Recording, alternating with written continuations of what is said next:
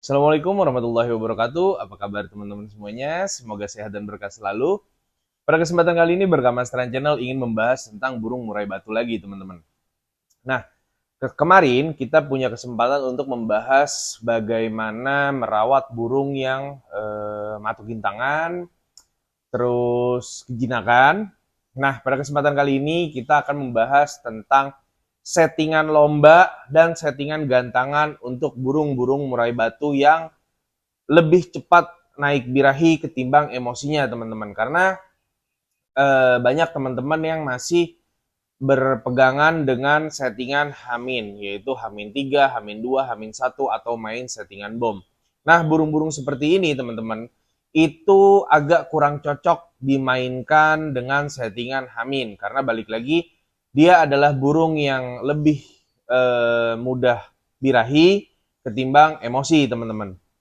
Nah teman-teman, lengkapnya teman-teman bisa nonton terus videonya, jangan di skip-skip biar nggak gagal paham teman-teman.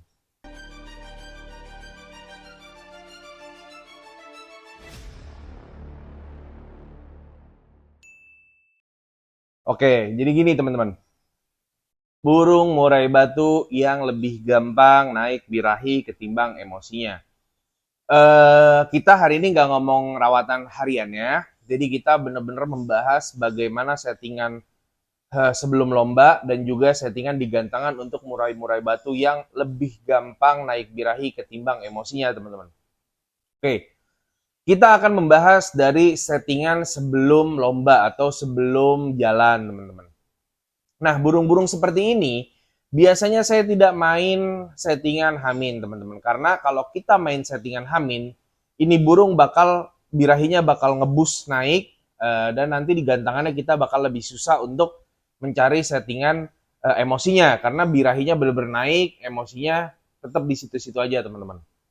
Nah, burung-burung seperti ini saya biasanya main settingan harian teman-teman. Kalaupun saya mau naikin birahinya dengan cara mengagetkan atau yang biasa kita sebut dengan ngebom, itu biasanya saya naikkan hanya di Hamin 1. Itu pun tidak banyak teman-teman. Contoh misalkan, karena dia burung yang lebih gampang birahi, pastinya kita sebagai perawat memberikan extra fooding itu tidak terlalu banyak. Misalkan hariannya itu 44 atau 55. Itu sudah sangat cukup untuk murai-murai batu yang memang birahinya itu lebih tinggi ketimbang emosinya teman-teman. Nah, pada saat Hamin 1 teman-teman, teman-teman bisa menambahkan ke 66 atau 77 itu sudah maksimal teman-teman. Kalau misalkan teman-teman mau mainnya itu di jangkrik aja, berarti naikkan ke 66 atau 77 aja. Kalau misalkan teman-teman nggak mau main naikin jangkrik, teman-teman bisa pakai kroto di malam harinya teman-teman. Jadi saya akan coba mendetailkan. Kita ngomong di Hamin 1 ya teman-teman. Misalkan teman-teman mau pakai naikin jangkrik aja, berarti paginya 7 atau 6, sorenya juga 7 atau 6. Misalkan kita mau main di Minggu, berarti Sabtunya sudah naik teman-teman. Bener-bener hanya naik di Hamin 1 aja, jangan dari Hamin 3, Hamin 4 ataupun Hamin 5. Bener-bener hanya Hamin 1.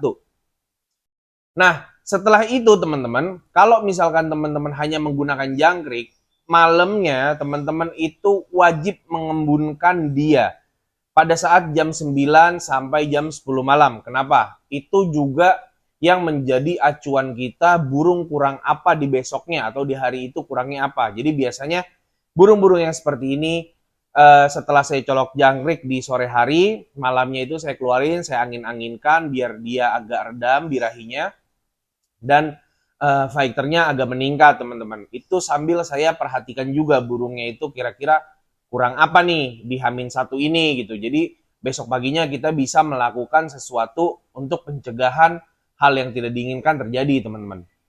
Jadi pada jam 9 sampai jam 10 itu saya benar-benar perhatikan burung tersebut, bagaimana gerak-geriknya, apakah ekornya sering ngayun, apakah eh, kurang respon, ada dengar suara murai atau ada dengar suara masteran lain atau hanya mengembung aja. Itu kita benar-benar bisa mengambil tindakan untuk selanjutnya teman-teman sebelum berangkat besok paginya gitu teman-teman.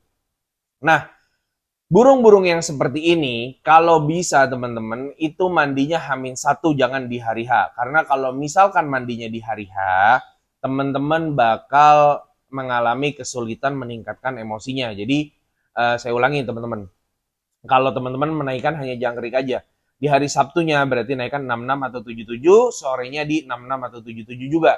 Setelah itu sebelum kita pengembunan, mandikan dulu dia. Setelah dimandikan, sekalian kita angin-anginkan, kita sekalian bisa embun dia teman-teman. Itu settingan di Hamin satunya. Kebalikannya, kalau misalkan teman-teman mau nyoloknya itu pakai kroto, teman-teman bisa melakukan settingan jangkriknya tetap di 55, sorenya juga tetap di 55. Teman-teman bisa memberikannya setelah mandi krotonya. Bisa teman-teman kasih 1 sendok makan atau sendok teh teman-teman. Nah itu setelah mandi, setelah itu kita berikan kroto, setelah itu kita embunkan sampai jam 10 setengah 11 malam. Setelah itu teman-teman bisa kerodong dan mengistirahatkannya. Besokan harinya, burung-burung yang seperti ini saya tidak merekomendasi untuk main embun. Toh pun di hari hanya saya jarang melakukan pengembunan atau perawatan untuk burung-burung murai batu saya yang ingin tampil.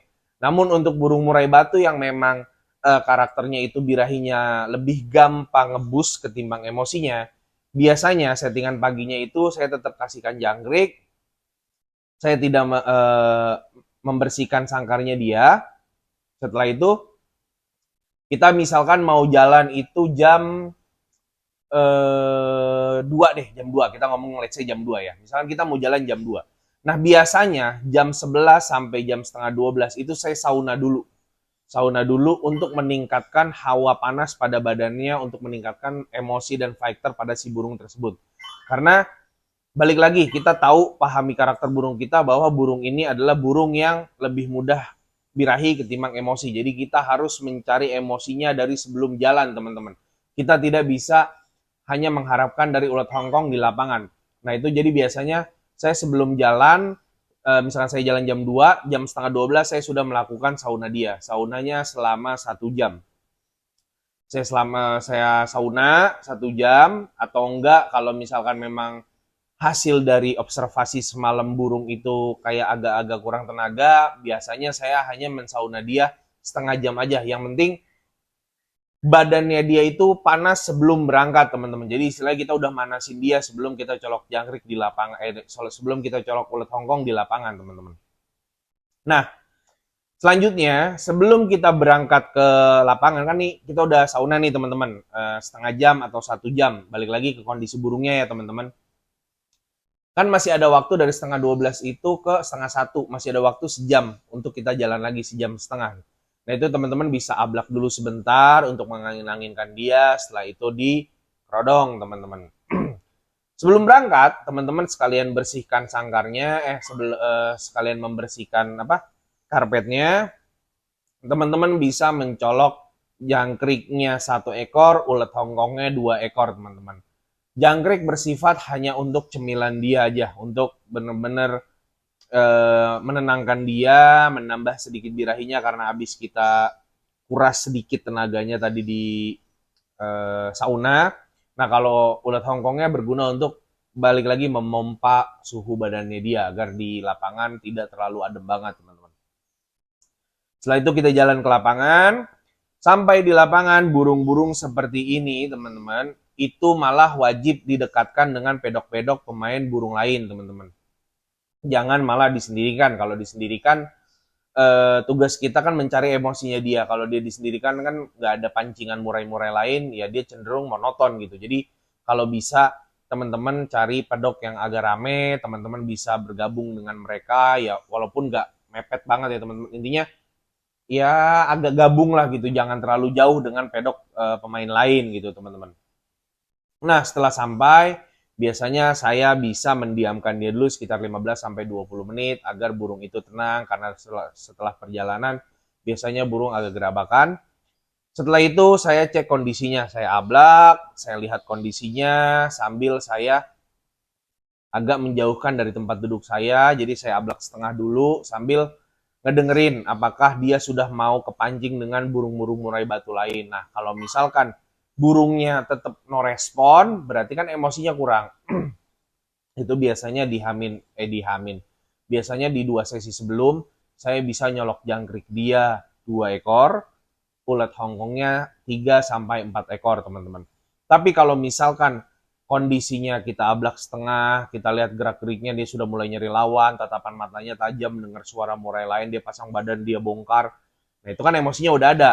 Nah, tinggal kita berikan jangkrik 2 ekor, ulat Hongkongnya 1 ekor aja, teman-teman. Jadi, settingan lapangan itu tidak bisa berpacu dengan settingan seperti ini, dia mau jalan, besok pasti jalan lagi. Enggak juga, teman-teman. Karena badan murai itu bisa berubah dengan signifikan kalau cuaca juga berubah, kondisi rumah juga berubah, itu sangat sangat berpengaruh. Jadi tugas kita sebagai perawat yang bisa tahu kapan kita harus nyolok dia jangkrik, kapan dia harus nyolok dia dengan ulat Hongkong, kapan kita harus nyolok dia dengan cacing ataupun ulat bambu. Itu semua ditentukan di lapangan, teman-teman. Jadi nggak ada pakem settingan burung begini mah kasih aja jangkrik yang kenyang, nggak juga, teman-teman, karena murai itu beda-beda, ada yang mau kenyang, ada juga yang mau settingan lapar, sama kayak kita sebelum tarung gini deh, saya pemain bulu tangkis dulunya. Sebelum saya main bulu tangkis, saya kebiasaan make counterpaint, pemanas-pemanas gitulah, salep yang panas gitu buat kaki, buat tangan, untuk meringankan tangan saya, untuk bikin tangan saya itu nggak kaku pas main gitu. Ada juga beberapa teman saya yang atlet yang nggak cocok kena counterpaint atau merek sejenisnya yang bisa menghangatkan atau mendinginkan tangan atau badan, dia nggak cocok. Ada yang benar-benar dia cuma pemanasan doang, mainnya bisa enak gitu, teman-teman. Jadi setiap orang beda, sama setiap burung pun beda. Jadi kita sebagai perawat lah yang harus aware banget dengan kondisi burung kita gitu, teman-teman. Nah, setelah itu, setelah kita udah setting segala macam, ini jangan sekali-sekali main settingan basah ke murai-murai yang seperti ini. Mau disemprot ke tangkringan kek, mau disemprot ke mukanya kek, mau disemprot ke kerodongnya kek. Biarin aja, kalau memang dia udah gacor, biarin aja. Kalau mau kita ngeredam gacornya dia, paling kita ablak. Jangan main settingan basah. Ingat, burung seperti ini gampang banget naik birahinya. Karena settingan basah, buyar semua, teman-teman. Jadi, nggak usah pakai settingan basah. Kalau dia terlalu gacor di bawah, mending diablak agak jauhin dikit dari murai-murai lain, agar sedikit meredam birahi dan emosinya, teman-teman. Gitu, setelah itu kita naikkan, teman-teman. Insya Allah, kalau settingan ini digunakan, burung pasti kerja. Kalau masalah hoki, masalah juara, itu hoki, teman-teman. Jadi, nggak bisa menjamin juga burung pasti juara, karena kita juga harus ngelihat lawan-lawannya gimana gitu, burung kita gimana, kurangnya apa gitu, teman-teman. Nah, mungkin teman-teman ada yang bertanya, Bang, kalau nggak main settingan Hamin, eh, tenaganya dari mana? Gini, teman-teman, tenaga itu bisa teman-teman cari dari umbaran. Kalau teman-teman nggak punya umbaran, teman-teman bisa main sauna kerodong kering, burung kering. Apalagi burung-burung yang lebih gampang naik birahi, ini saya rekomen banget main sauna. Karena sauna itu bisa meningkatkan stamina, bisa meredam birahi, dan meningkatkan emosi. Jadi burung yang seperti ini tidak cocok nyari stamina dari extra fooding. Burung seperti ini cocok sekali untuk nyari tenaga di penyiksaan. Bukan penyiksaan sih, maksudnya olahraga lah gitu. Kalau penyiksaan rada sadis. Intinya burung yang seperti ini lebih cocok dengan olahraga, cari tenaganya, bukan dari extra fooding gitu, teman-teman.